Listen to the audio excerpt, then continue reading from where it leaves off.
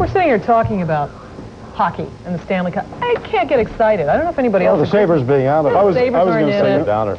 This is the second year in a row, and it is sort of, it's tough when you just have to watch it on the tube. And, yeah, it is. And we're not on the tube giving it to you. Wouldn't that be nice, still being in it right now? Maybe next year. We said that last year, didn't we? Anyway, Montreal and the Flyers at the Spectrum tonight. What a hockey game this one was as they open the Wales Conference Finals. It's 1-1 late in the second. Ryan Walter, this one goes through the legs of Brad Marsh, over Ron Hextall, and this gives Montreal a 2-1 lead. However, the Flyers would tie it in the third on a beautifully executed 3-on-1. Sinisalo to prop, and Sinisalo gets it back. It's tied at 2. The Canadians, though, would quickly regain the lead. Bobby Smith's backhander will deflect in off Marsh's stick, surprising Hextall. Montreal leads 3-2. And then with less than 4 minutes to go in regulation, Derek Smith beats Hayward up high to tie it at 3. We go to overtime, and a very controversial game winner for the Flyers. Peter Zezel takes a whack at it, and Terry Gregson is watching the play. Look at him there. He signals it's a goal, and you'll see on the super slow-motion replay why Gregson didn't blow the whistle, because there you see the puck just sliding along as Chelios tries to get it. It just trickles over the line ever so slowly. Sinisalo gets credit for the goal. The Flyers win it 4-3 in overtime, and they take a 1-0 lead in the Wales Conference Finals. In the major leagues tonight, the Yankees at Chicago to take on the White Sox, and kind of some strange runs for the Yankees. Only one run, by the way, for the White Sox. Ozzie Guillen drives home Ivan Calderon, the ex-Bison, here to make it 1-1 in the second. Then in the ninth, Jim Wynn does the unthinkable, walks Dave Winfield with the bases loaded, and the Yankees go on to win at 6-1. That's getting an RBI the easy way. Toronto and Kansas City, postponed by rain. By the way, if you're going to be in Kansas City on the 3rd of July, that'll be made up as a twilight doubleheader, so you'll want to take that in. In the National League, Montreal and Atlanta tonight, or rather we go to the Cubs, L.A. In the bottom of the 5th, Ryan Sandberg with a 2-run homer off Fernando Valenzuela. This makes it 4-3 Dodgers. Then in the 6th, Leon Bull Durham with a solo shot to the opposite field, ties it at 4. We go to the bottom of the 9th, 2 out. Who else but Andre Dawson, the ex-Expo, with the game-winning RBI single. The Cubs win it 5-4. Now, in the National League tonight, Atlanta over the Expos 10-7. St. Louis leads San Francisco 7-2 in the 6th inning. Cubs over the Dodgers, as you saw, 5-4.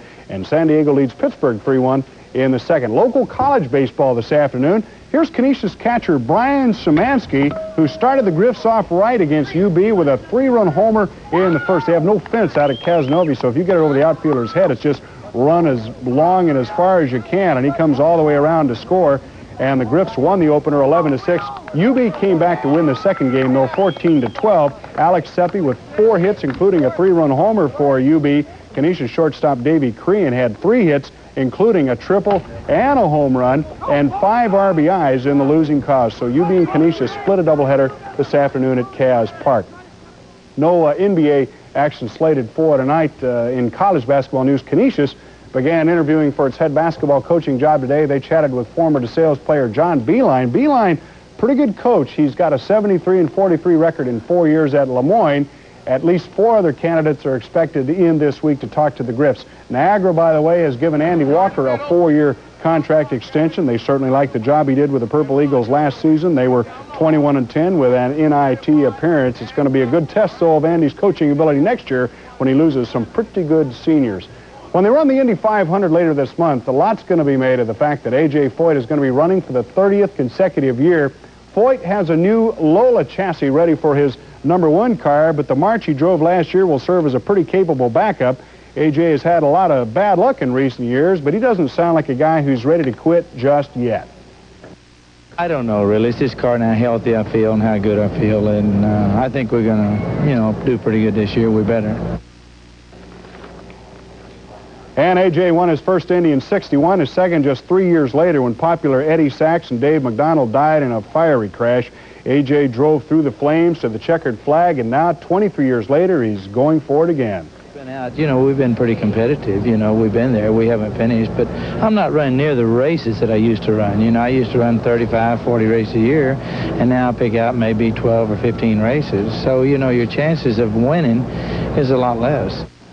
Well, Foyt has other things going, too. He's preparing this souped-up Oldsmobile for a shot at the World Closed Course Speed Record. So A.J. going for it. At the Fort today, the double of 4 and 1 paid $215.90, and at Batavia tonight, 4 and 6, the double 184.60. So. That didn't look like an Oldsmobile to me.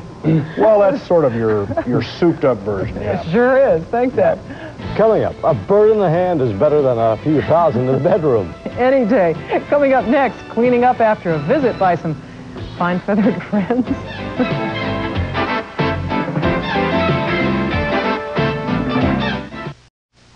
Talk about unexpected guests dropping in. Well, that's what happened to the Glover family of California, only there were 2,000 of them, and the guests were birds. They swooped down through the chimney while the family was gathered in the kitchen like something out of an Alfred Hitchcock movie. Fortunately, the kitchen door wasn't open. It was closed nice and tight and securely.